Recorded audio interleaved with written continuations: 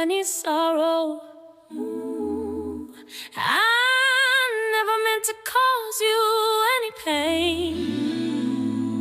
I only wanted one time to see you laughing.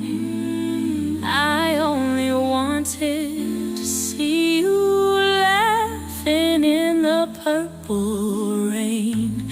Purple rain, purple rain.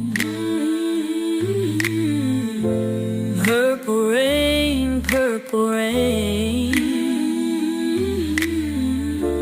Purple rain, purple rain.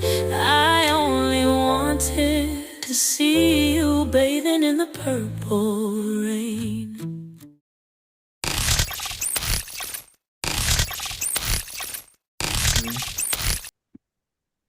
Ladies and gentlemen, welcome back or welcome for the first time to the Electric Vibe podcast. I am one of your three co-hosts, Jay David, the Electric Man Silva. It is so good to be back with you all again. I do want to mention that our brother in arms, Hucky Austin, could not make it tonight, so we're wishing Hucky well. We will be seeing him the next time. He wanted to be with us tonight, but unfortunately he couldn't make it, so he is, of course, never far away, always in our hearts. We have a special show today, and we are fortunate enough to have some really great friends of the Electric Vibe podcast with us today to help us celebrate and, quite frankly, to help us reflect. First of all, a dear sister friend of the Electric Vibe podcast is Tanya Giddens from Brooklyn Girl Productions.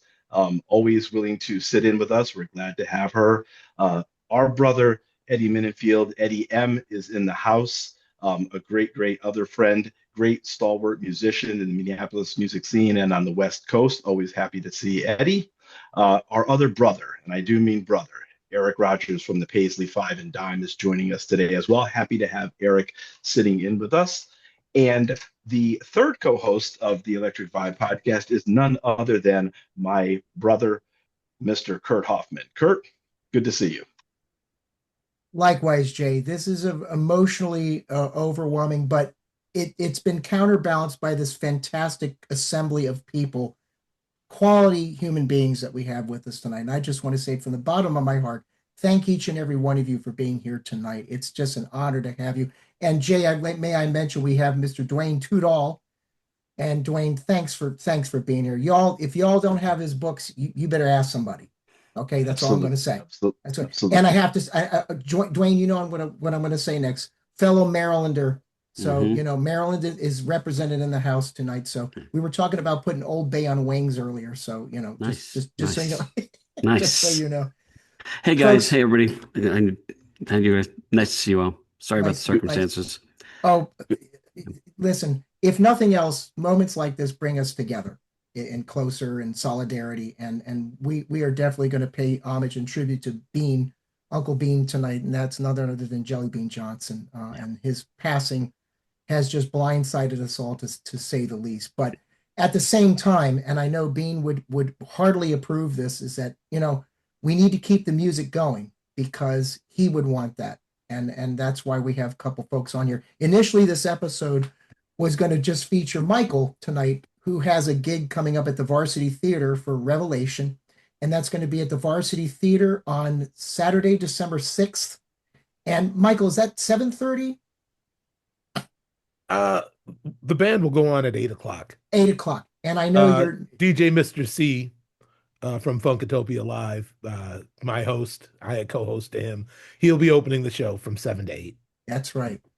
So we want to give a shout out to Funkatopia and Chris, Mr. Christopher. We love you guys, and believe me, you guys make each and every Tuesday night a special occasion. I always have my glass of wine in hand and listen to you guys just go off, and it. So you guys give beyond the music component of it, all the stories that each and every one of you have here, that will no doubt share, of course, about our fallen funk soldier there, will definitely enhance our evening this evening. And hopefully people out there that watch this will also get something out of it, and learn more about Bean, because there's a lot to the man. He's multifaceted. But so again, I want to mention that, and then if anybody else has any other special events going on, projects and stuff like that, Dwayne, I know you've got an upcoming documentary you're trying to get together on Yeah. the Baltimore band Crack the Sky. Right. In addition to right. the third book that you're writing about Prince and recording sessions. Eddie, I know you've got some gigs coming up. Are you doing the Yoshi's gig with Sheila E? Is that correct? No, I won't Okay. be there. No, I'm gonna miss that one, unfortunately. Okay. Some other ones. No, I'm not there. Okay. But I should be out there with Michael hitting Minneapolis. I didn't get the call though, I didn't make the cut, so I thought about crashing it, but I thought, no, maybe I'll be nice. We'll be out there by you sooner than later, Eddie, and we'll be down the block. Okay. You come right down and bring your little whistle, and we'll go get on down, man. Not the little whistle. Oh my God. Bring That's that whistle, great. brother. That'll work. That'll work. That's exactly. I'll come in playing the whistle, man. It'll be good. Come on and play what you want. That's great, man. That's great. You come my way, I'm definitely hitting you. We're up. coming out that way sooner or later, man. So Beautiful, man. I'll figure out a way to find you. Love it. Love it. Timing. We'll make sure we got that locked in. Okay, so Jay, I'm going to go around the room. Thanks, guys, for sharing your time with us. So, this is for everybody around the room, and I guess we'll start with Tanya, and this was for everybody to jump in here. We recently, of course, lost Jellybean, true music pioneer in the Minneapolis scene. And can you share what he meant to each and every one of you personally, and what his contributions to the Minneapolis Sound represent? Oh boy, that is a loaded question. Sure is, I know. Glad they started with you. Oof. Yeah, it's a heavy one. Gives us all time to think. Thanks, Dwayne. Yeah, happily, Tanya. Thank you. Thank you for taking the weight on this one. Oh boy. Yeah, right. Yeah. For me, okay, so meeting him, when I met him, it's been over 20 years ago, at BB King's, when BB King's was still up and running. And I thought he was very nice. His spirit was always being with the people. I always say being with the people. And a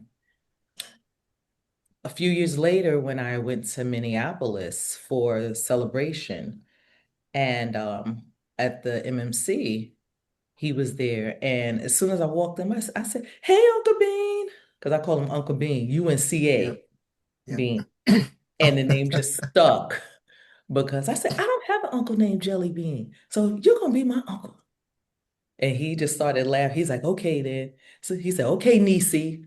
And that's what he called me ever since then. And then, we developed a relationship almost like an uncle-niece relationship. And eventually I started producing, I produced the Purple Paisley Brunch when I used to bring Jerome to New York and do these events. And I said to one day, talking to Law, shout out to Law. Yeah. How would you feel about bringing Jellybean and Eddie M to New York? And as animated, y'all know how Law is. "Oh, bringing my uncles here? Oh, that would be great." And I did what I did, and they came and they did what they did.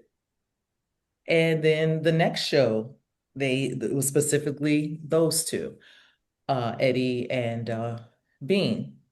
And it became a relationship that just developed. They became family. And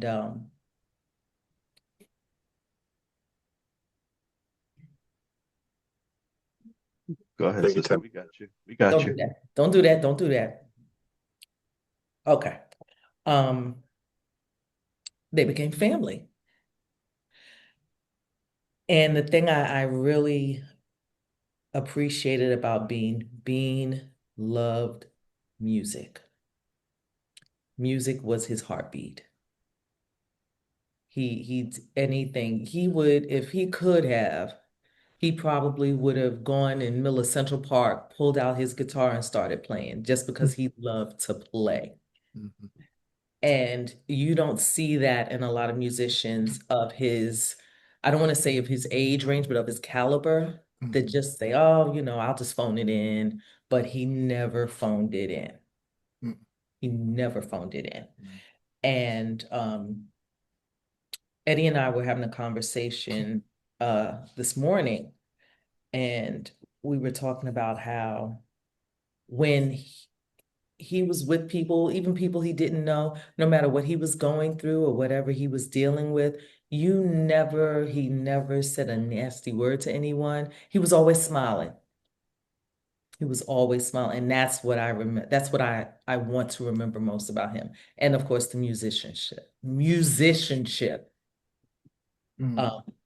I forgot the rest of the question because it just, No, I think you're more, and I always say ladies first, and my goodness, what a swing for the fences you gave us there, Tanya. And let me just say this, I would be remiss if we did not acknowledge his family, Marty Of course, and the girls, yes.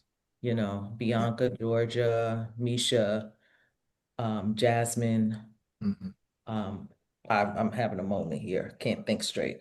But I would No, be no, no. remiss if I did not mention them. And, they are definitely in my thoughts and prayers. You're in all our thoughts and prayers, absolutely. Eddie, what's your take on the whole? Well, I have a short stories because it's so many. So I just, I go back to the beginning of Jellybean and Jerome were the first two I met when I landed in Minneapolis in 84, 83, somewhere around there. Mhm. And they were at Prince Old Warehouse, just there and being themselves, the same characters that they never changed or shifted in my life or in my thoughts. They were just took me everywhere, show me Minneapolis, got to go coat shopping because I went out there like a California boy and, Mm. put my little jacket on and didn't realize everybody had overcoats on, long trenches. So I believe that was Tatters, right? And Yes. so That's it. I'm Tatters. forward first. We don't have full length out here. We don't need it in California, right? Maybe a week out of the year, But I got hip. They educated me to that, took me shopping to get my gear, Minneapolis gear. And we just remained throughout the years. Starting at that point, we were very close. And Jerome, that same there. So the two of them uh, were, were like I was, that was family. And without them, I could imagine it would have been interesting because Prince was busy and we didn't have. He did it, things with us, but those two were even on Purple Rain tour. Those two were there and guided us through stuff. And actually, Jerome and him helped me to better understand Prince because I was a kid. I didn't know. I knew that I was a fan, but I was a kid, so I didn't know the ins and outs. But they gave me the tutorials and helped me along the way and smoothed out the situations where I, got the quick book on how to do things around there. So, but they remain the same. And these last several years, Bean and I and Tanya, we talk to each other practically every day. Either text or on the phone. We just had, it was like a normal thing. It's like posting what we did the night before or what we're going to do. And so that was our normal daily activity, you know, keep everybody smiling. As Sis said, that was Bean, and maybe you'd be around frustrating moments of his life, but he still would break from that and know how to make someone feel welcome, special Yes. through his instrument and through that smile. Like, you don't walk away not feeling some negativity, upon being in his presence. And what an incredibly gifted guy, just full of talent, full of energy, and full of life. So this one it shook me and T to a core because I was actually out working when T called me to give me some updates, and I just was no good from that point and still struggling with it, but as everybody else. But it's amazing because I've stayed off of social media for the last couple of days. I only end up opening up things because it comes in messenger form or whatever. Social, and then I end up seeing like, oh, it's like a scroll to everybody, people I know, people I don't know, and just people who fell in love with that man. And I get it. I understand clearly why. Because he loved on people and he loved music and he shared his gift to the maximum. So musicians and non-musicians, just people in general, he just had a connection. So thank God for our brother because he gave me life. We're going to continue and we're going to carry this on in his name and represent what he left us with in any kind of way, possible way. That's why I jumped on. My sister called me this morning and said, Eddie, Dave, and Kurt, they want you to come on. And I'm like, I know. But I thought of him. And I had to say something somewhere.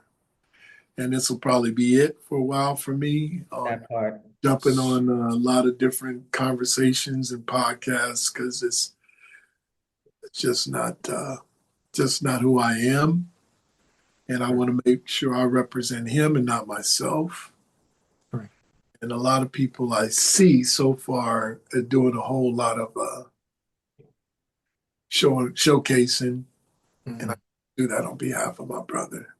And might I interject for one moment? I think that is, I think I talked Eddie into getting off social media because I'm not on. I could not.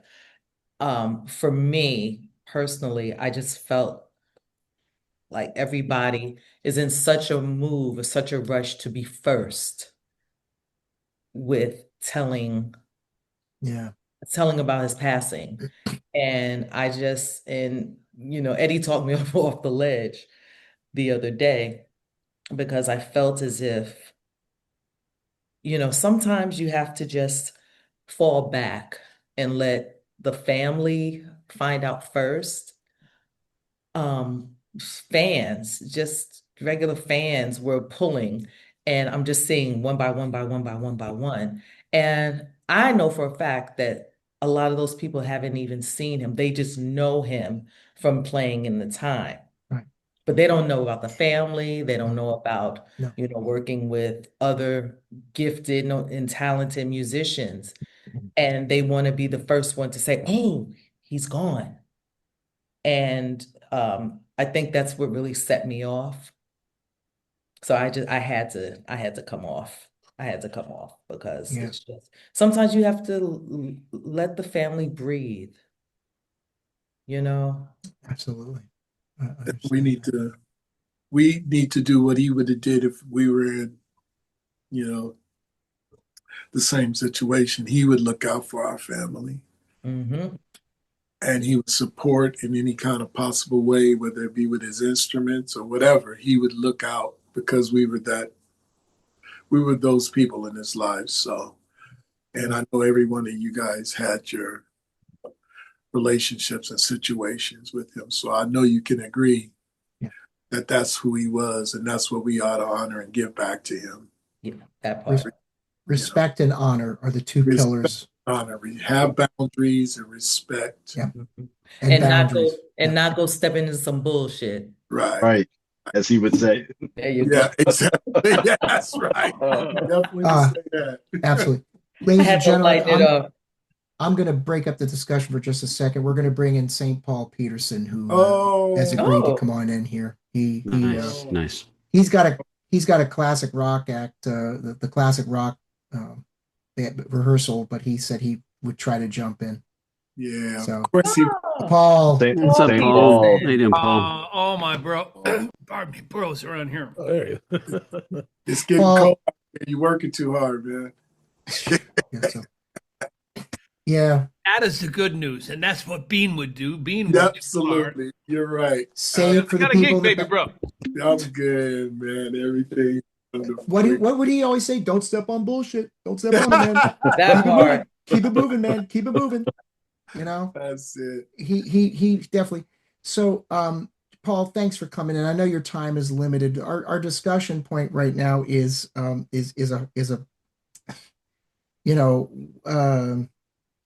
losing Bean, and what did he mean to you personally, and what his contributions to the Minneapolis Sound represent to you.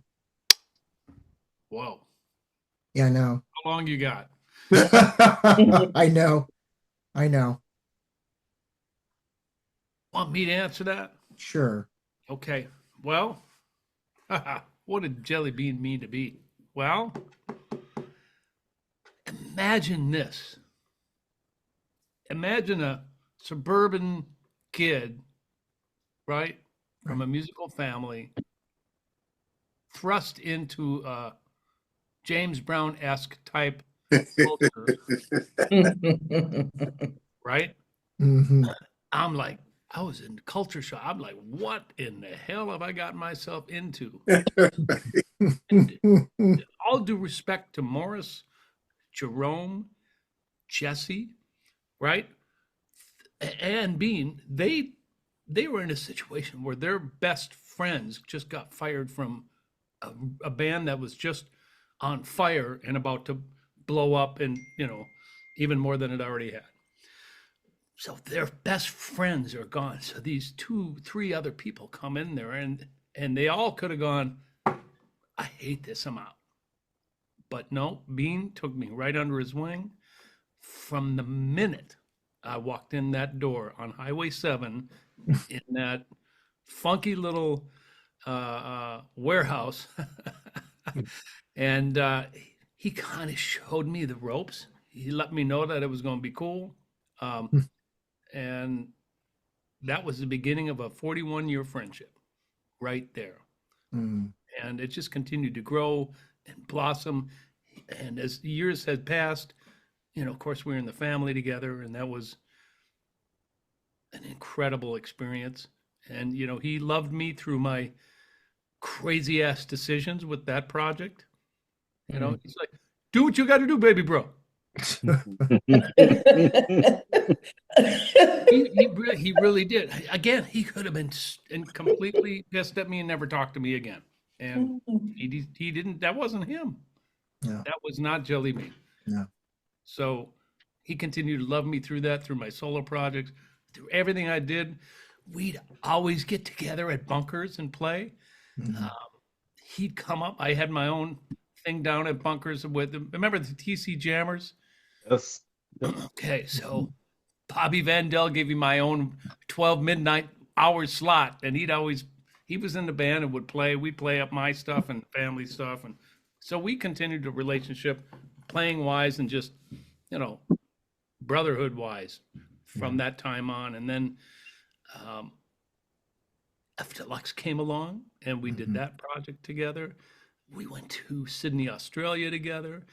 We went, I started my band, the Minneapolis Funk All-Stars, in '96, and he wasn't in it at the very beginning, but he had made so many appearances in the last 10 years, let's say. Yeah. And just loved to play the guitar on this, especially the Tyme stuff. He's like, it's different for him to play guitar on the Tyme stuff than to be behind the kit. So it was a whole completely different look for him. And I think he dug that.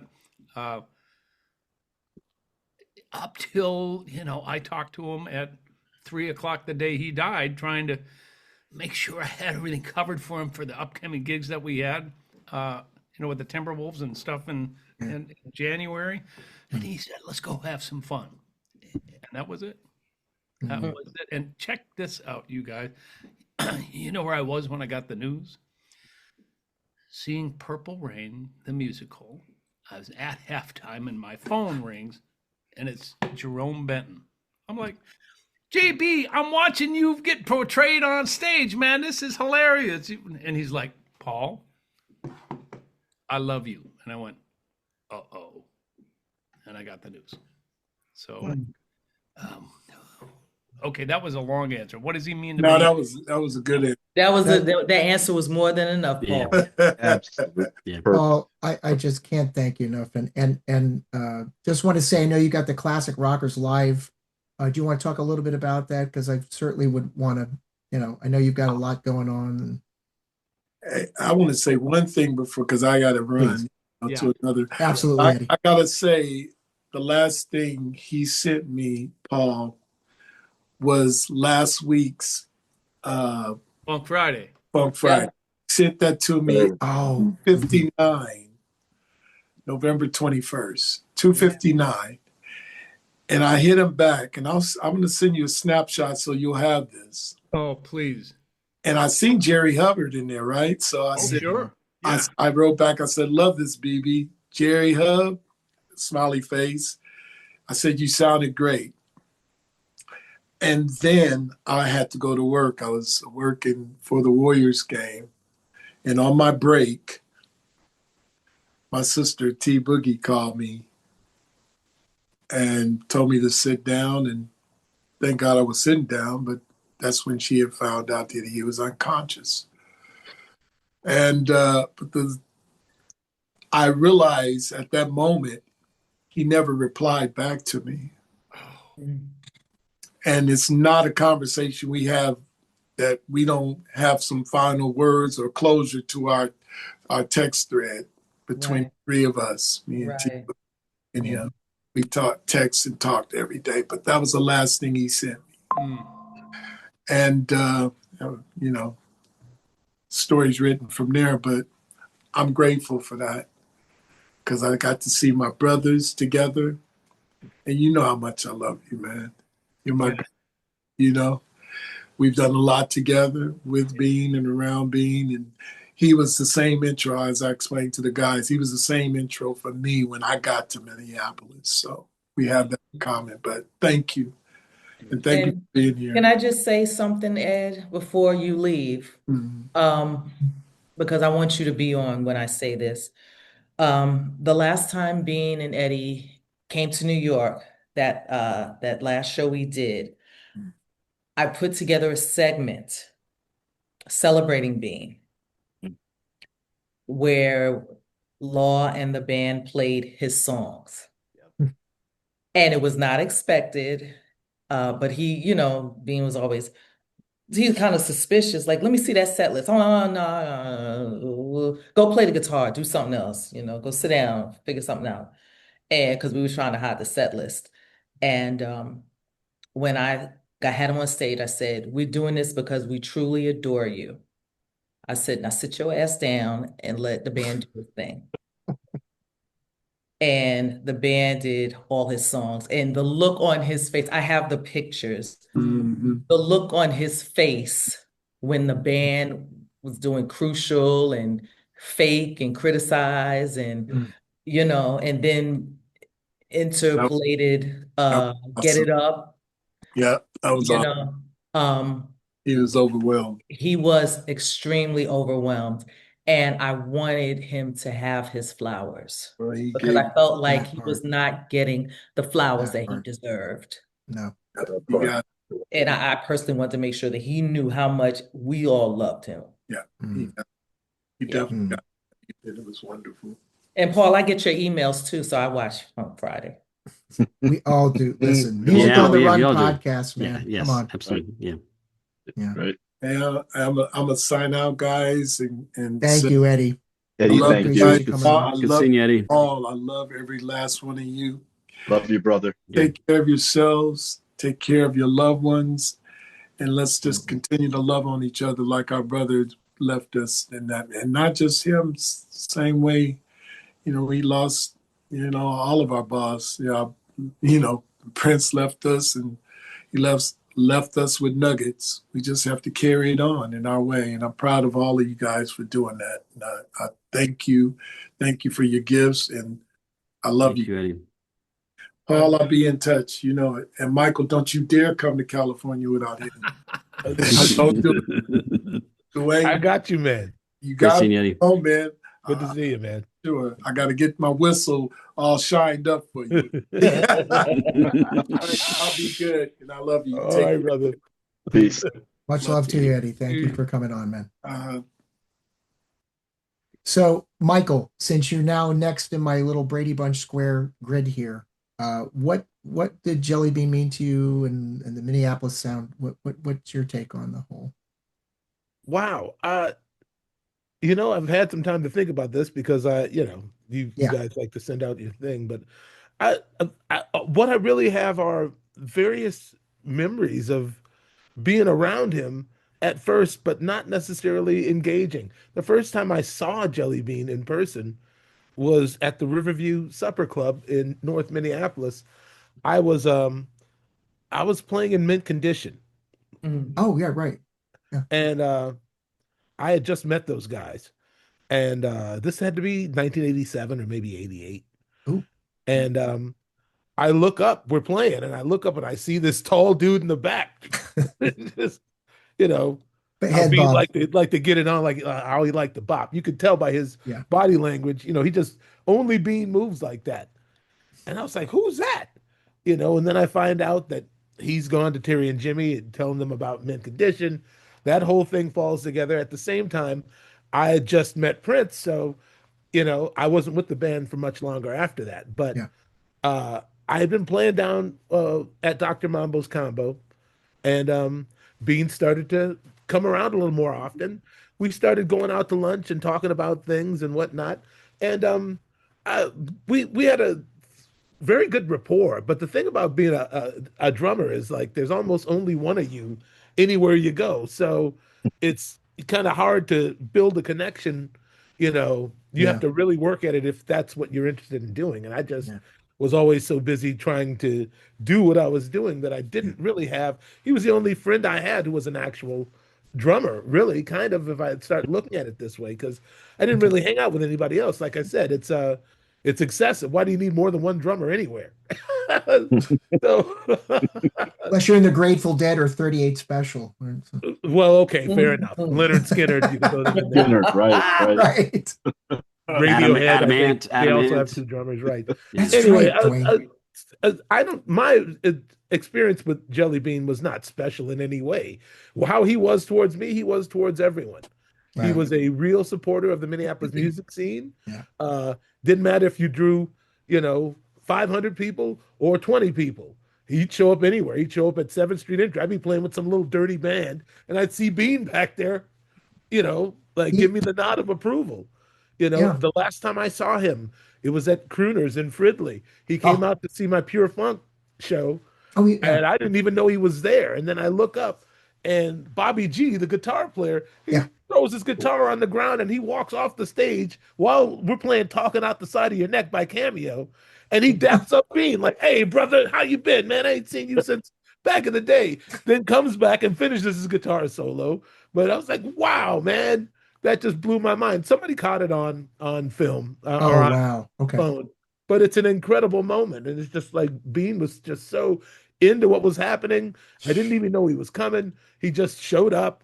Him and Marty are back in the booth, and everything was always better when Bean was around. I mean, He Yeah. But had he this sort of showed up. infectious energy Yes. Yeah. that, and He just, always showed up though. He always yeah. didn't matter what you were doing. He always showed up. Yes, he's he was a staunch supporter Yeah. of this Minneapolis music scene. He was no respecter of persons. He was great to everybody. So I'm just happy to be able to have basked in his glow. But I mean, my experience is not special. Yeah. He did that to everyone in the world. Yeah. That's great. Great. But that's You know what what? made him special is he treated everybody else, no matter what your stature, your rank was, That's as right. special. He Yeah. If you treated were everybody serious like about that. music, he was there to support you. Yes, sir. Yeah. Eric, can we hear about you? Because, certainly you've been an integral part with the Minneapolis Sound Museum, along with Bean and Marty. Can you talk a little bit about his? Absolutely. And yeah, anytime I can talk about the Minneapolis Sound, it's a treat. But let me first start with saying thank you for having us on. Thank you for doing this show. Sure. Electric Vibe has really been putting it out there and keeping the Minneapolis music scene front and foremost with everyone. And Michael, dude, I respect you big time. Tanya, I've been watching you for a while. You handle your stuff. I love everything you do. And if your name is attached to something, I'm in. Well, I do declare. You're incredible. And Dwayne, we have our phone conversations that we swear we're only going to be on there for 5 minutes, and it's never 5 minutes. But and Paul, I saved you for last intentionally because I'm not going to throw everything under the bus. But whenever all this information started breaking, Paul and I have been in touch, and Paul has been an angel. Mm-hmm. Mm-hmm. The things he has done is incredible for the family. And unfortunately, I had kind of a front row seat for this whole thing, and it was not in a place I wanted to be. Yeah. I was just in Minneapolis this week, and the night before we left, we went and had a birthday dinner with Bean and Marty. Mm-hmm. And for his birthday, he picked the place.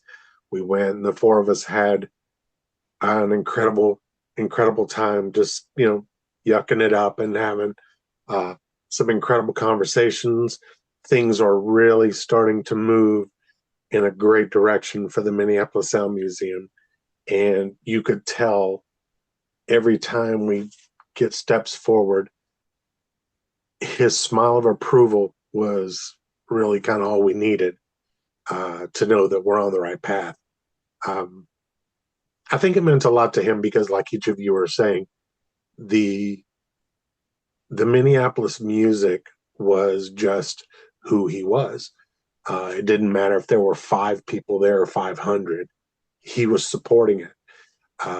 And a podcast I did yesterday, I said, I know who he was as a person because I dare you to scour the internet right now and find a picture of him out of the thousands that people are posting where he is not doing that beautiful open mouth smile, where he is in the camera, he's in it, and he knows that picture makes that fan feel special, and he did it every single time without fail.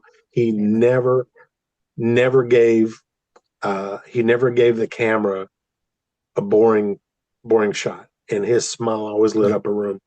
So being able to do this in the Minneapolis Sound Museum with them has been absolutely wonderful. He approached me at the Fine Line the night of his album release party. Is that Ollie? I'm sorry? It looked like he was holding a picture of him and Ollie. Yeah, I was going to say, that's Oliver Lieber, right? Yeah. I didn't So, mean to at all. I'm sorry. No, you're good. So at the Fine Line for his album release party, he approached me after it was over, and he said, "Me and Marty want to talk to you." And they kind of pitched the idea. here's what we're thinking. Do you think something like this will fly? And it doesn't matter what the world thinks. What matters is it's a passion for everyone that's here. Yeah. We don't have to build it for the world. We have to build it for those that want to go. Yeah. And I said, count me in. I'm here. And I signed on that night, and I've been helping all along the way, from doing our feasibility study, some of the political pull we're getting now. We just brought on a couple new executive board members that are really going to help take things to the finish line. And we were just in Minneapolis. We went to tour a building over north, right by the interstate. Yeah. So fantastic location. It is what we need. And I think it's going to be what the space enough to highlight everyone. Paisley Park does a fantastic job showing Prince what they can do in 3 hours. But what we want to do is tell the Jellybean story, the St. Paul story, the Michael Bland story, the Mint Condition story, all these people that started with, the Lewis connection, Pepe Willie, all the early cats, the early family before Paul had the family, Sonny. the real stories, how they led up to this one kid out of North that exploded and then decided that he was going to take the rest of Minneapolis with him. And he put so many people on the map that we want to make sure that the Minneapolis Sound Museum acts as a co-storyteller with Paisley Park, because there's a lot more story than what they can give you. And the idea behind this is that we can have a free-flowing museum that people are not limited to, 1, 2, or 3 hours, depending on what ticket you purchase. You can come in and spend the day and learn everything that you can possibly soak up. But we also want kids that are in Minneapolis and surrounding suburbs to be able to come in and see that these people also in your neighborhood made it. And not only made it, but they made it to a museum where people are going to be looking at them and hearing their stories for generations to come. Yeah. That's the idea. That's what we want to do. And to be asked to be part of that was mind-blowing, because a post I made said it's a strange feeling when your heroes become your friends. It's really bizarre, I still, as much as I have worked gigs with Paul, I see Paul Peterson pop up on my phone, and I'm 14 again, and I get excited. That's it. He's my friend, but he's my hero as well. So being asked to be on the Minneapolis Sound Museum is an absolute passion, and I know what it meant to Bean, and this has just given me more motivation to carry this across the finish line. Let me for add him with and that. all of you. Yeah. Bravo, man. Eric, you're doing the Lord's work, man. And I want to add to that, if you want to honor Jellybean, donate, find out what you can. We'll have a link in our description below for a link so that people can go to and donate to the Minneapolis Sound Museum. Put the giving in Thanksgiving. Right. MinneapolisSoundMuseum.org. Yep. Excellent. Sign up for the newsletter, because the newsletter is going to give all the updates as we start getting them, and things are really, really, really getting traction. It's finally taken hold. So thank you for your time in this. Yes, and so well said. Thank you. Dwayne, I want to kick it to you. You've been a biographer, and you've documented so much of the Minneapolis music scene, not just with Prince. Can you talk about Jellybean's importance to you? Yeah, I will do my best to keep this brief because many of you guys know I will talk all night, and I don't want to do that. But I easily could. I mean, I will tell you honestly, I didn't want to do this show. I avoided it, and I'm sorry, Kurt. I did not. I up until the end, I wasn't sure. I understand. It just I didn't want to talk about this publicly, and I like Michael said, really nailed it. Is he was the same way to all of us, no matter who it was, and I think that when I started thinking about it, I had to get my mindset right, and I realized what it was. The reason why I wanted to come on here was about continuity and community, and continuity in the fact that it's essential that this story is told from beginning to end. Yeah. And I don't know where it ends, but I look at the things here. Michael came after him. Paul came after him. Eddie came after him. But he was saying, let me help you. Here's the stairs. And I think that is a testament to the man. I think the other testament is for everybody else is how many, the thing that surprised me the most, and it wasn't even a surprise, was how many pictures of Bean there was, like Eric was saying. The dude is everywhere and smiling and pointing. And everybody thought this is the special moment of my life. I get a picture with Bean. And I originally met Bean on Sheila's Family Jam thing that Paul was on when they did the family. And I met you guys just in passing at the time. And then eventually we became friends. But it was like Eric said, it was like meeting these people that were not real. These people were in a movie. These people were on albums. These people shouldn't be talking to me. And that's the thing that I think most people in the community realize when it comes to Bean is he would talk to you. He would go up to you. Not that these guys don't. I'm obviously these guys do, but there are people that don't. And there's people that they get a wall around them. And I never saw a wall around Bean. And at first I had to go through Marty to get to Bean. And that was fine because Marty had to vet me, and that's okay. Because she's not going to just give a couple hours of his time away to anybody. And so she talked to me and she said, yeah. And after that, Bean and I became tight. And I'm not going to say we talked all the time. I will say the last time we talked was text the day after his birthday. And, it was just happy birthday. And he said, love you, brother. And he said, the struggle continues. I think that's what he said. It's basically what he says. And so he said, I found out he said that to a lot of people. They said was it the struggle continues, something like that. And I thought, yeah, here it is. Struggle is real. The struggle is real. The struggle is real. Yeah. So, and that made me think, even up until the end, he's saying the struggle is real. This guy was working it. And whatever it was, he's an elder statesman. And I think the thing that I liked about him is that I did meet him first at a charity event. Like I said, it was the Sheila thing. So this guy gave a lot of himself. He's an elder statesman. He was, he was part of the time, part of the family. And what I realized is how much the name of that band is so important because it is a big family. And yeah, it's got you guys in it that are in there, but it's a bigger family than just you five guys, 5 people.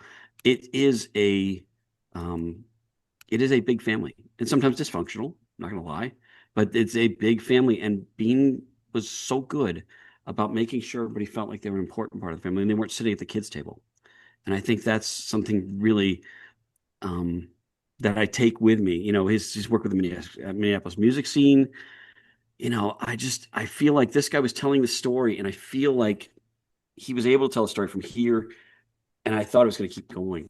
And when somebody loses when we lose somebody in mid-sentence, it's very difficult because their story isn't finished. And his story wasn't just about him. His story was about context. Where these people were, who these people were, what they did, why they were important, why this name is essential to this stuff. And that's the stuff that I take with me is how it was beyond him. It was about the collective. And I respect that. And that was part of the reason why I decided to talk, because I really, really didn't want to be out here just showing off a resume about how much I knew the guy. I didn't. And when I saw these guys, I thought, he's not going to do that. They're not going to, they don't have to. These guys don't have to. And I know pretty much, I know all of you and in some way and spend time talking to all of you. And I know you guys have great hearts. And I know that you wouldn't be here if it wasn't for somebody like Bean. And I feel like by losing his heart, we've got a void that's going to be tough to fill. And that's where the rest of us have to do the heavy lifting. And I know that there was stuff scheduled for the future for the family, for F Deluxe. And I don't know what you guys are going to do. I can only imagine, Paul, what you guys are going through. I mean, Well, that's the thing. I can Yeah, tell go you, ahead. first of all, I thank you for all your kind words, man. All of you guys. It just goes to show you what Bean was like, right? Isn't that a beautiful thing to be able to rest on? Yeah. You know? Yes. We can really lean into what a beautiful soul he was, and he was, people say the world is dark, but Bean was the light. Yes. Bean was the light everywhere he went. Yeah. He Yeah. lit up the room, man. He could have been going through hell, whether his family, whatever, but he never showed it. He never showed it. He always lit up the room. So we're going to honor Bean. We're having a discussion right now. I have a gig out in LA with the Funk All Stars, and I called Susanna. I said, Susanna, we got to do something. And she said, you're absolutely right. So we're going to have Susanna, Jerome, Wendy, Eric Leeds. We're going to do a set of the family stuff to honor Bean. So, and whomever else is out there in the LA area who, you know who you are, family of Bean and all that, let me know, man, because this is all about honoring him and doing what we do best, which is play music and that he would love. Yeah. So that's the plan. And you guys are the first one to hear that, because literally 5 minutes before I got on here, I was like, really? Are we doing this? So that's how we're going to honor him, with music. I hope there's people there with cameras so I can't be there. I've been to some of your shows there and loved it. I hope that there's enough people doing this that we can all see and share with us, because because this is, would love to see it too. It's going to be emotional for everybody. I know all of you guys being up on stage, having you guys up there, and I can't imagine what you guys are going through. Like I said, anything we're going to say is dwarfed by what you've gone through, because this is your brother. This is a guy that you share the stage with countless times, and not only share the stage, but share a history with. I mean, so that's, I think when I saw Paul listed on here, I was like, okay, I feel like I can talk about it here and safely without, so thank you for being here. Yeah, thank you, Paul.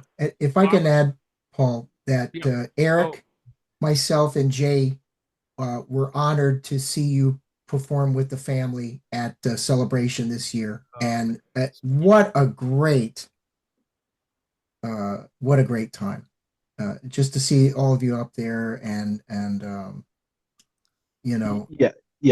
I just wanted to expound on that a little bit, Paul, because you and I didn't get a chance to see each other when we were out in Minneapolis, but seeing you guys together, it's everybody Magic. up there. We were actually right in front of Jellybean, and it was quite frankly an emotional experience, because we've been waiting. Trust me. We've been waiting for y'all for 40 years. And I remember at one point, I got emotional during Nothing Compares to You. And Eric's lovely wife was comforting me, rubbing my back. Yes. And then, Jellybean, larger than life, shredding on that guitar. It was just this whirlwind of emotions, but in the best possible way. Yeah. And indeed, that's what you all,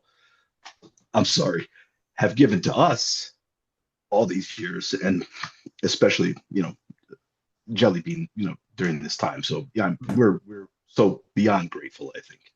Yeah. Well, we've got a job now, Michael, you and I, bro. That right. Job is to continue doing what we're doing. Absolutely. And playing the music that we were taught and that we need to play with authenticity and with the right heart, and to continue this on and teach the next generation. Yes, sir. And celebrate this music that Prince gave us, but that we're a part of. It's important. Your band's important. My band's important. Absolutely. The Revolution's important. Sheila's important. Everybody. because the more the damn merrier, as far as I'm concerned. Right. It's getting more important all the time. Yeah. I mean, as we see, like we don't have control over everything. We don't know how long we're going to be looking at one another. So it's important to do this thing while we're around to do it. Amen. You know, we have an obligation to continue, even if we don't finish our work. We can't put it down. No. Right. Yeah. Well said. Well said. And before I kick it over to kind of talk a little bit about Revelation and the upcoming show, Tanya, I believe you had a question. Yes, I have a question, gentlemen. The contributions that Bean has given to us, the drums, the guitar, or the production, out of all three of those, which one do you think scholars will be discussing years from now? Wow. Dwayne, you want to go first? No. I'll tackle this.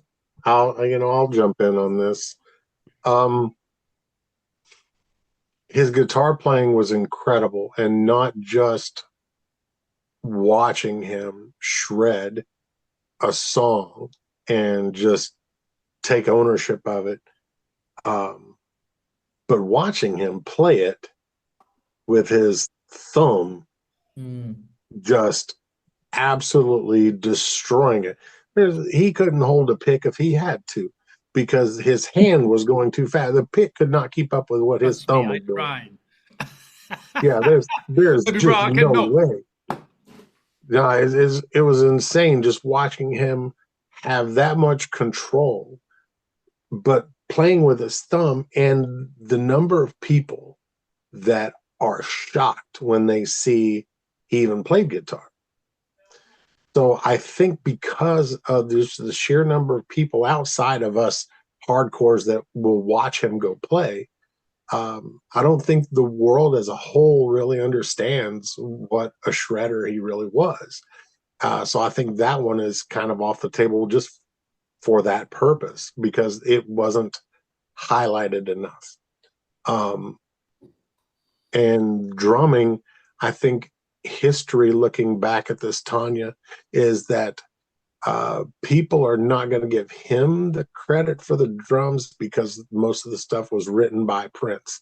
So unfortunately, the drum machine and Prince are probably going to get the credit, where Jellybean has been doing it live for 40 years, should get the credit, but because they're going to watch the recording, and that's going to be the thing. But in that, I think the legacy that he's going to be remembered for out of those three is going to be the production. And his stuff was tight. It really was tight, but he always kind of got the liner note. He never got the banner, and I think as scholars really dig in, and myself as the Minneapolis Sound Museum, really going to make sure that that's highlighted and give all of his, when you got the Jellybean section, when you get to him, that there's going to be this, you think you like Mint Condition, you think you like New Edition, you think you like Alexander O'Neill, but who do you think this came from? I'll never forget the conversation I was having with Bean. It was right before a show. We were, I think, unwinding cables and getting things set up. And I said, what was your favorite guitar solo you ever did? He said the 12-inch of Innocent by Alexander Nevermind. He said, I think that's the one I'm the most proud of. And I just looked and I went, I didn't even know you did that solo. And he goes, I thought you do everything. I was like, I thought I did too, but I said, no, I had no idea. And that right there highlights this conversation about this question, Tanya, is that for somebody who has studied it as long as I have, didn't even know that. So the world at large is not going to know it. So, it just highlights my job and what I need to do to really expose this. This little kid, the Minneapolis Mateo. Have y'all seen this little kid play guitar? He's incredible. He's like 10 years old. He's only been playing the guitar for a couple of years. And his dad is Mark Bondi. His dad asked me, he said, what's some other stuff you think Mateo should work on? And I said, get him the 12-inch of Innocent. That'll keep him busy for a while. And he said, really? What's on there? I was like, there's a guitar solo that will keep his little fingers busy for a couple months trying to get that, because it's going to be something for him to reach for. And I told Bean about it that night we were having dinner last week. I said, that little kid, I said, I put him on that 12-inch and he just fell back laughing. He's like, that'll keep him busy. I said, yeah, that's exactly what I said. So, sorry to get long-winded on that, but yeah, Tanya, I think the production is going to be that's going to be the one that he needs to be remembered for the most. To piggyback on what you just said, Eric, I think the songwriting as well. Oh yeah. Why should I cry? I mean, his songwriting is just, so underrated. But like, to echo what you said, Paul, the rest of us here, we've got work to do too, to keep this memory alive and to keep the music in the population and awareness, to shine a light on it. And I want to recognize all you guys on here, because all y'all have been incredibly supportive. No matter what we're doing, you're always behind us. You're always telling all your people about it. You're making sure people show up. You're helping us.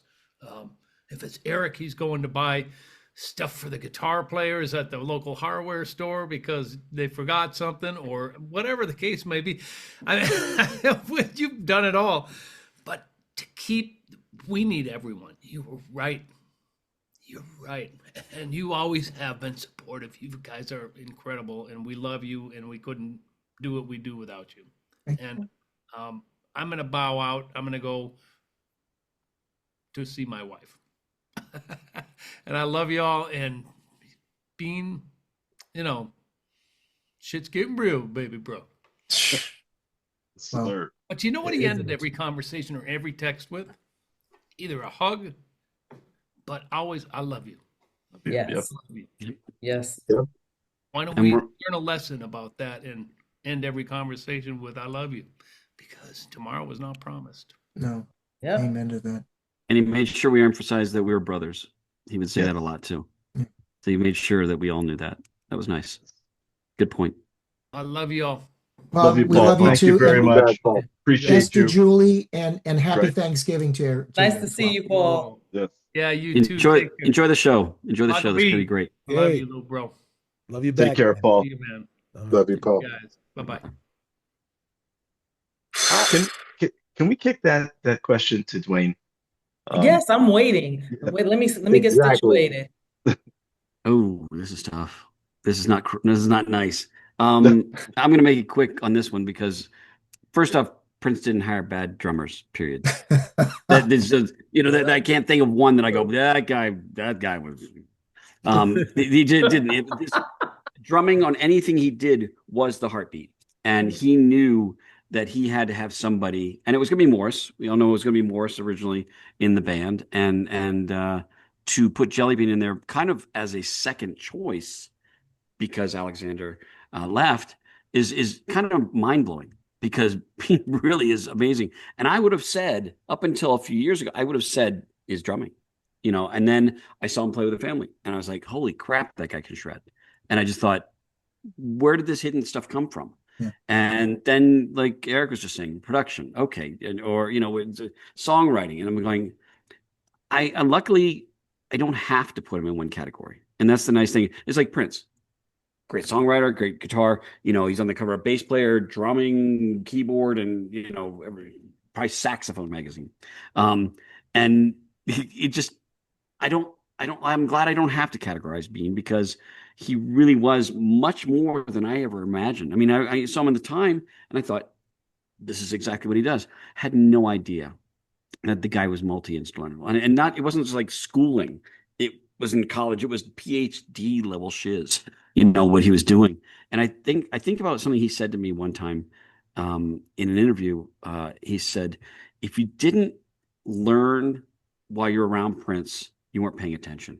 And I thought that was a very important thing. And all you guys, Michael especially, I know that when you're around this guy, and Michael's told me that, Prince would take you aside and say, learn these songs, learn this old music, learn context, learn this is where this goes in this big story.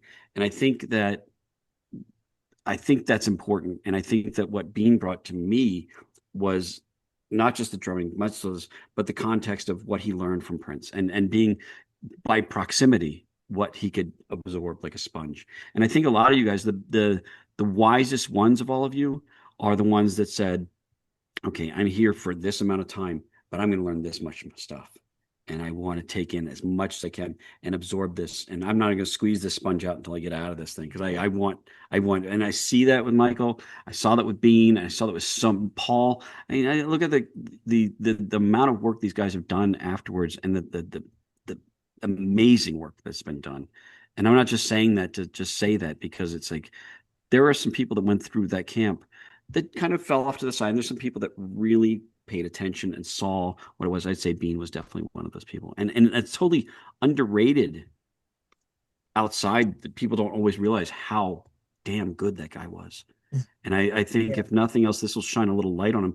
And it's just a tragic fact that it has to be now. And like Tanya was saying, you want to give these people flowers before then, and they shouldn't have to wait.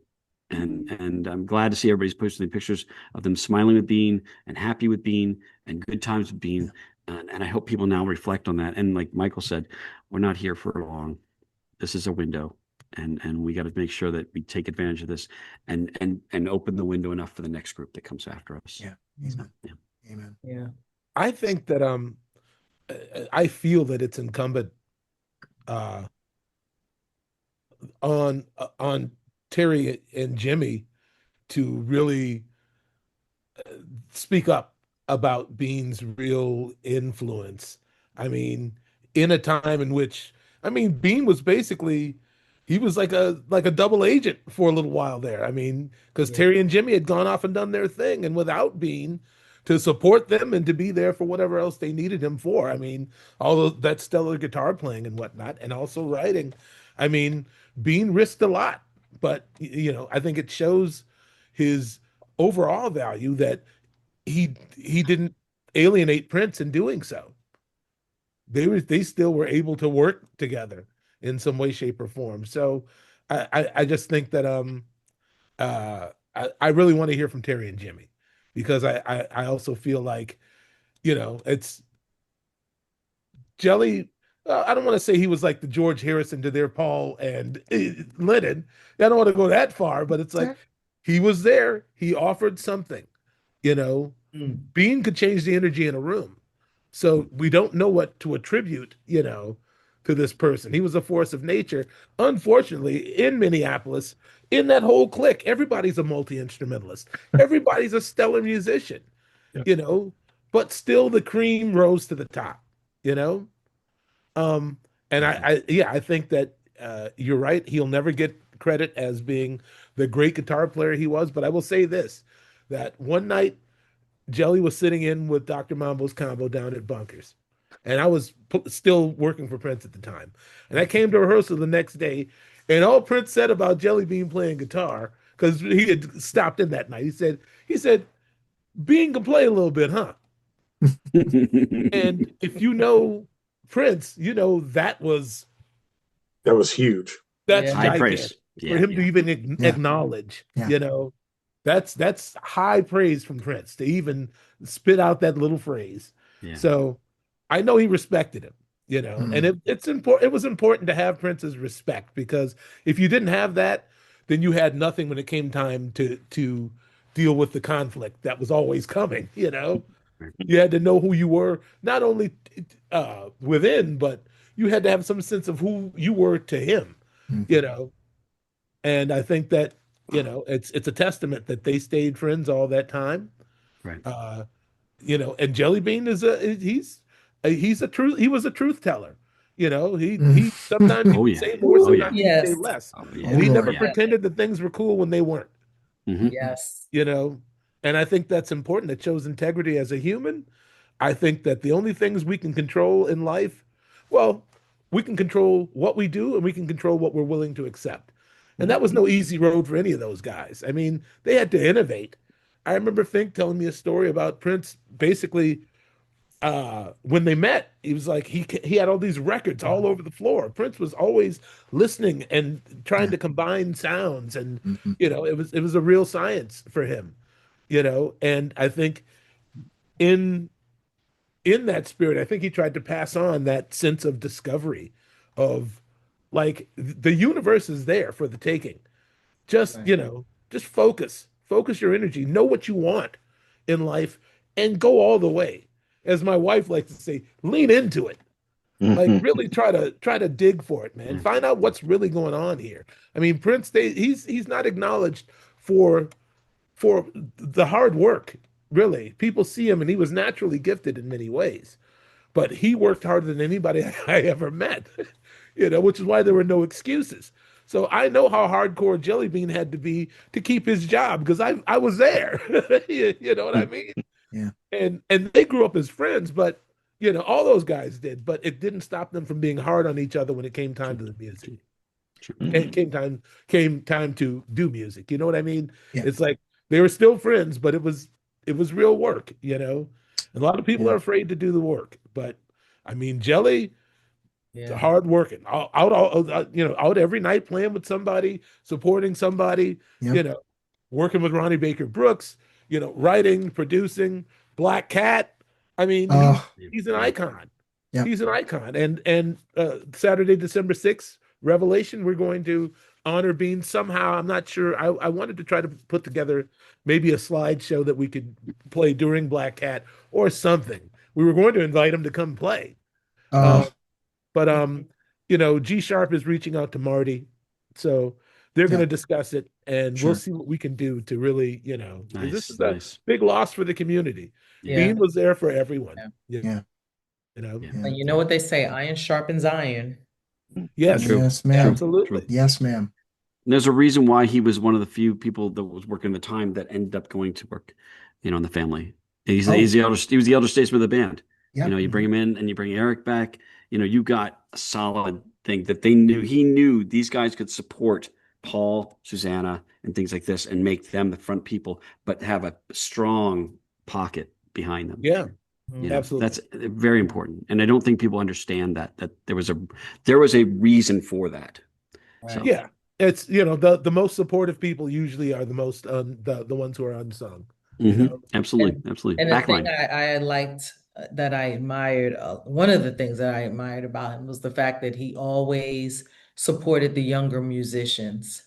He always supported them and showed them nothing but love. He'll tell you if a note is wrong, that's for sure. Yeah. He would, but he was definitely supportive, showing him, what not to do. Yeah. And I don't Michael, think yeah. you get that anymore with a lot of the elder statesmen. I think that's what's missing. Yeah. Mm, Never be another one like him, that's for sure. that's true. I want to bring up one thing about Bean. And Jay and I were at Sweetwater Music to watch what would eventually now be probably the one and only master class that the Time Band would put together. And Eric, With you our were brother also there. Eric. Yep. Yeah, you were there as well. And Jay and I, Eric, you were still on the road to come to the show with your friend Chrissy.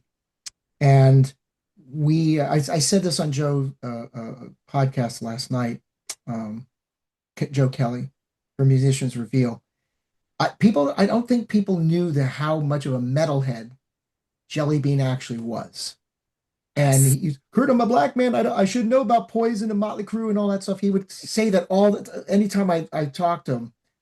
So when he was setting up his drums for sound check about 4 p.m. at Sweetwater, he had several 50-pound sandbags holding his bass drum down, and it kept sliding on him. They had to get another half dozen sandbags just to keep his bass drum in place because he hit the thing so damn hard. And I said, so what? So Bean, what's the he referenced Tommy Aldridge and Cozy Powell, and these are hard rock drummers that he says the secret to my playing the drums in the time was I was hitting him as hard as I can because I was thinking like a hard rock drummer. And I don't think people realize how much hard rock and heavy metal was actually an influence on his playing the drums in the time music and the interpretation of it. And he will tell you, we talked about metal. I'm like, what you know about Judas Priest? What you know about Iron Maiden, Uncle Bean? He will tell you. Oh, I saw, or Van Halen. We talked about Van Halen one time. I had the fortune of seeing Sammy and Dave both do the Van Halen, him and Marty. He was just a lover of music in general, but really, some of the secret sauce for his hard-hitting drum playing was he leaned into that heavy metal hard rock influence that he had. And of course, being in Minneapolis, and Michael, you and I've talked about this at length, is that, you didn't have many black radio stations playing R&B and stuff like that. You were brought up on a lot of the classic rock and all that kind of stuff because, you're a Kiss fan, right? We've talked about that, Zeppelin, the first time I heard When the Levee Breaks, it was like a life-changing event. So, I mean, it's just like all that funk and all that power. It's just, I mean, and yes, it's the Midwest. KMOJ, God bless KMOJ. I was just actually talking to them today about a fundraiser they want to put on next year. And also Revelation, my band, will probably be playing Juneteenth this year. So, nice. I mean, we're in talks right now. Okay, cool. I haven't signed anything, but yeah. We're interested in, in giving back to the community, and but yes, it's funny how much I know about rock music, but it's a steady diet on a day-to-day basis of KQ92 as a kid, and to hear KMOJ back then, they kept their they couldn't get the real wattage, so it was either that hum or you had to get near the station. You had to drive into the parking lot of the station to get a clear signal, And Prince and I used to talk about that all the time. It's like, why our people? Why do we have the 60 cycle hum on our radio station? That's funny. But the man. So rock and roll is just as important. Sonny talked to me about going to see Grand Funk Railroad when he was a kid, and it's because it's no matter what, you're always going to have guitars and you're going to have drums in rock music. And so I guess, R&B, the trends, the sounds, they change. But that core, that aggression, that expressiveness, when you mix that with the funk, you can't whoop it, No. Yep. As the song goes, Michael, rock and roll is alive and it lives in Minneapolis. Well, all right. I wasn't going to go all the way there, but you can do that, Kurt. But he went there. I'll do it for you. I'll do it for you, Michael. Okay, all right. I wasn't going to say it, but you could say it. Because look at him. He is rock and roll. You're rock and roll, Michael. Look at you. Yes. You watch Bean walk into a room. Bean embodied rock and roll. He was a superstar. Yeah. He dressed like it. Yeah, he had 100 guitars. He was a superstar. Oh man, and the hat. Yes. He's already 7 feet, and then 7.6, 7 feet 6 inches. It's funny. Every time I would talk to him, if he was traveling, I was, where are you at tonight? I'm up here in Connecticut. I was like, Connecticut? What the hell's in Connecticut? It's rock and roll, baby. It's rock and roll, nephew. That's what we do. Yes, sir. Yes, sir. That was his favorite line. It's rock and roll. And if there was something about the touring life that he didn't like, he would not say it. He'd be like, oh, they got me out here on this bullshit. I'm doing this. And I was like, man, that's terrible. Are you going to do it again? He's like, oh, it's rock and roll, baby. It's what we do. That was his answer. That was his, I'm in this situation, but I'm not going to curse it. I'm going to say, that's rock and roll, baby. It's what we do.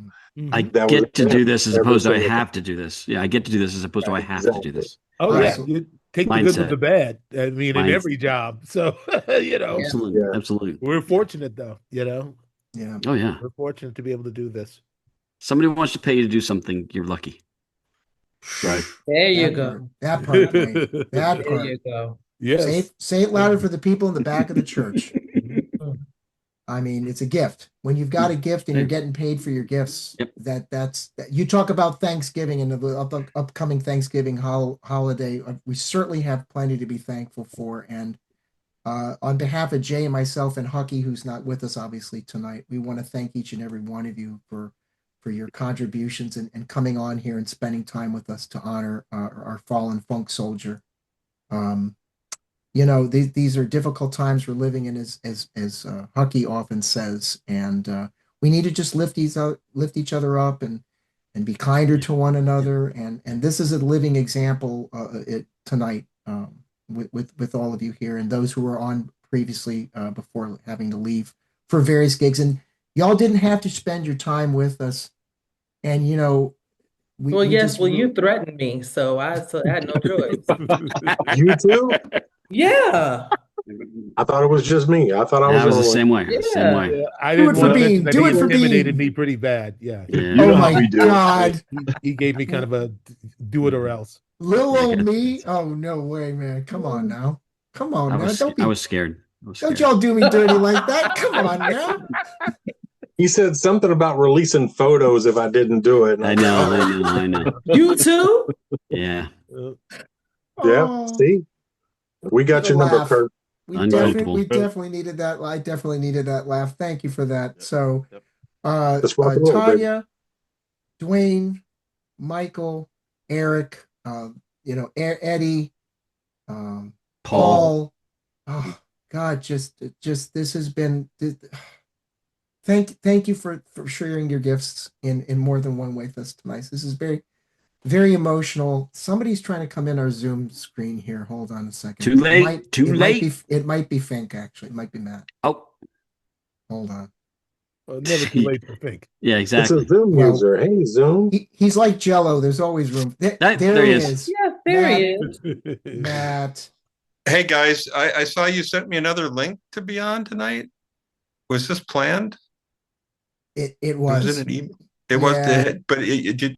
I couldn't remember about this one. I must have missed that because I was on the other night. Matt, we were actually just wrapping up, but you're like Jello. There's always room for you, my man. That's Yes. right. Oh, okay. But not Jello. Yeah, and I was just on another. I was just on I know, another it's okay. podcast. I'm sorry. I'm on late. We kind of had our own moment adjacent with you on the Joe Kelly podcast. Oh, that's last right. night. It was the Joe Kelly Yeah, podcast where I yeah, saw you right. guys. That's what it was. I thought, That's wait a minute, okay. that's not your podcast. It's a blur. I'm sorry. It's been a rough weekend. Oh, you know. Sure. Right. And more than Yeah. anybody, and Matt, before we wrap up, we certainly, you've shared a lot about Jellybean last night, and and I'm certainly, you have stories for days working with them. Most recently, you did a tribute for the Minneapolis Sound Museum 3 years ago, was it? Now, I think 2 years. 2 years. Okay, thank you, Eric. So we were all reflecting on what Jellybean meant to us. So, Tanya, would you Yes, mind sir. asking that question that you asked the rest of us? And Okay. Hi, Doc. How are you? Hi, I'm good. Good. And- My question was this. What contributions of Beans, the drums, the guitar, or production, do you think that music scholars will be discussing years from now? regarding Bean. Well, why not all three? I mean, he's fluent on all of that, all those instruments. But that's all I can say. I don't know. I don't know if they'll focus on one or the other. Maybe they will. Probably his drumming would be his most well known because of his years with the Tyme on drums and all that stuff. But he's also known as a great guitar player. So it's tough. It's a tough one. Okay. And his I do have production, another obviously, is question too, studio work. after Yeah. Dr. Fink asked, because I had a bunch of questions, but I'm like, this is not my show. My show is launching in January. One Okay. more question, and I'm done. What role, and I think we've already answered this, did Bean play in defining the identity and attitude of the time? What role did he play in all that? Yes. Let's take the drums out, just overall. Well, that's I don't know, because I mean, he obviously stood out because he's tall, he's a great looking guy. Uh, he, um, the clothing, I see, I wasn't really privy to how their clothing choices were happening. I think Prince was really influencing the way they looked, you know. I'm not sure if I mean, and eventually we saw how Bean evolved into his look with the top hat and the brocade jackets and all the different looks that he did. But Right. in the beginning, it was more, you know, they were all in suits, just really slick looking suits and all that stuff. And then he expounded upon that on his own later on. Right. Yeah. He definitely made it his own, to say the least. And Yeah. and I think, Yeah. Matt, thanks for coming on, and I'm You're glad we welcome. got you there. I unfortunately, we are wrapping things up as we've been on That's for the okay. last. I'm sorry I got in late. I couldn't help it. Yeah. We're just Okay. look. It's a gift to have you on here. Each and every one of you. Just thank you. You're welcome. Thank you for And thinking of us, Yeah. Sure, Kurt absolutely. and Jay. I Thank you both. all, And Michael. Who was on tonight? Who did I miss? Paul I'm and having FOMO. Go ahead, Mike. St. Eddie Paul was M. looking at Eddie you. M. Paul was on. Paul was I would on, have yeah. loved to have been on with him at the same time. Okay, Paul was there. Who else? Eddie M. Yeah. That's about it. Yeah. Oh, okay. Anybody else sign off? No. Yeah. All right. I'm sorry I missed them. all I Oh, have to no. say is, if we were all at the same Thanksgiving table, this would be one hell of a feast in real time. Absolutely. That's all I have to say about that. And you guys gave us a feast. You know what? When you say Thanksgiving feast, I will say this. When Bean and Eddie came to New York and I cooked dinner for him, and I'm patting myself on the shoulder. My mac and cheese he loved. He said it can go in any restaurant. Nice. So yeah, so when I come to Minneapolis, somebody let me in their kitchen and I'll hook you up. There we Tanya, go. Tanya, we're not Jay and I are close to you. You want to come over and make some mac and Yeah, cheese, we're not that girl? far. I got a guest room in the house right here, man. It's all got your name Listen, on it. there's nothing between us but space right now. Let's do it. Oof, Cool. that's a bet. All right. So you were doing folks- a podcast. You were doing a podcast in January. I'm sorry. I just want to just Yeah, jump in. please. Of course. Yes, No, I'm please. actually launching my podcast in January. It's called Still in the Game, and it is focused on people 50 and over who are still in the game, who are making strides, who are still loving what they do. Awesome. Because I think it's Nice. important. Nice. Don't That's a worry, good one. Doc. I'm going to have you on because, I know you're 48, but, I'll give you a pass. You can come on. We're all 48. Well, I got 48 hairs left on my head. That's about it. I don't know. Okay. But yeah. You got better looking hair. I got hat hair tonight, Matt. So you look. Oh, well, I've got like the similar thing, hat head, but I don't have the hat on. This is pressed down hat head right here. Nice. From earlier in the day, from being out and about. That's the problem. I can make it be more like Bouffant, poofy. right? I can Oh, go there. yeah. Usually I know how to do that, but I was lazy tonight. I didn't fix it. Gosh. I'm sorry, but I did put a little makeup on right there. Cover up I had like a spider bite or something came in the other night. I don't know what happened. It put a thing right there. And it was red, and I thought, we're going to cover that up like Trump did with his hand, Oh, dear. He went there. He went there. He went there. I couldn't resist. Sorry. Ooh, You know what I'd like to say? boy, that water's good. Yeah. Jay, you gotta take this. Before I take us home, I did want to say I wanted to give a special thanks to Michael Bland because our original intention was we were having Michael on, Yes, sir. For a standalone episode to talk about Revelation, and you're always wonderful with us and your time, and I appreciate your flexibility with allowing us to talk a little bit about Revelation and the upcoming show December 6th at the Varsity, but also to honor our fallen brother Jellybean. So we appreciate your time and your flexibility in allowing us to pivot. So thank you, Michael. Not at all, man. I mean, listen, this is a big deal. Losing Jellybean is a big deal, man. Yeah, it It surpasses any other agenda I have on my plate right now. This is I think about him all day, every day. It's like the last time I saw him, he looked so healthy and alive and happy. It just one never knows, No. So, I mean, I would have been thinking about him the entire time. We would have been talking about everything else anyway. So, yeah. And it has allowed me to not go back and look at pictures of him or look at video clips that he would send me, send everybody 2 o'clock in the morning. Right. Like we up. Through Facebook, right? You're right. Just sending clips of him performing or just of the band and, this is a loss. And again, let us really acknowledge Marty and the children. Yes, ma'am. Because they're the ones that are really going through it. Oh, absolutely. I often think of Marty in this instance because in the span of 3 years, she has lost her son. Yeah. And Regal and well, Regal was almost 10 years ago. Was it? Has it been that long? Yes. Oh, dear. 20 was it after Prince though? Yes. I think so. Did he Yeah, pass? It was after. Yeah. 2018, maybe. Was it during COVID, sort of? It was during COVID. Dude. It was during COVID. Yeah, You're right. It wasn't. You're right. I'm wrong. I apologize. I thought it was longer. My bad. No, it's okay. I was there. I was at the memorial for him. Wow. Yeah. Oh, geez. Well, I'm going to take this. Yeah, I just take this moment to obviously send peace and prayers to Marty, the children, and the family, and obviously God bless Jellybean. Kurt and I want to send a heartfelt thank you to Dwayne, Dr. Fink, Tanya, Michael, and of course our brother Eric Rogers, Paul Peterson, and Eddie M.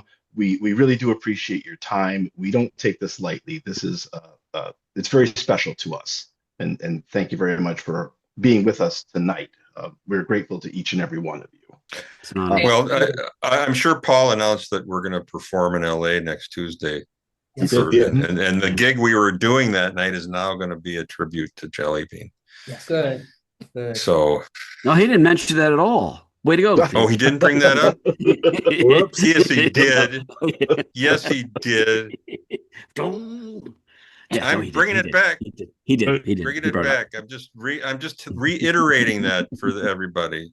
Matt, is that at the Vibrato Lounge? Yes, the Vibrato Jazz Grill is what it's called, owned by Herb Alpert of the Tijuana Brass. Who's still kicking at 90. Yes, and it's located in the neighborhood of is it Bel Air? Brentwood or Bel Air? Is it Bel Air? Starts with I don't B. remember which one. Brentwood. Yeah, it's one of the two. It's up in that area though. It's up in that area. In that area. Yeah. Nice place. Nice joint. Yeah, it's a cute little club. Yeah, it's nice. Yeah. Okay. Ladies and gentlemen, if you like what you see and heard, please follow the Electric Vibe. Give us a like, give us a follow, subscribe to the Electric Vibe. Every bit of support that you give us allows us to provide content like we provided tonight with wonderful guests like we've had. We do appreciate also each and every one of you. And before I kick it over to Kurt, I'm going to say good night. Thank you to all of our special guests. And the way I like to say and end every show is when the universe comes knocking, you have to answer that door. Kurt? Thank you, Jay. Once again, we want to thank everybody that was on tonight's panel discussion. And this is gonna sting for a long, long time. But we, like I always like to say, and this is to support everybody out there who are making a living in the arts, or just in general, our subscriber base. People have 9-to-5 jobs, and with Thanksgiving coming up, inflation, all kinds of stuff. It's a tough time this year for a lot of people out there. Thanksgiving is not always happy for everybody, and I want to shout out to anybody in need that we're thinking of you as well. And I always like to say before we end every episode, a rising tide lifts all boats. Thank you and good night. Makes sense.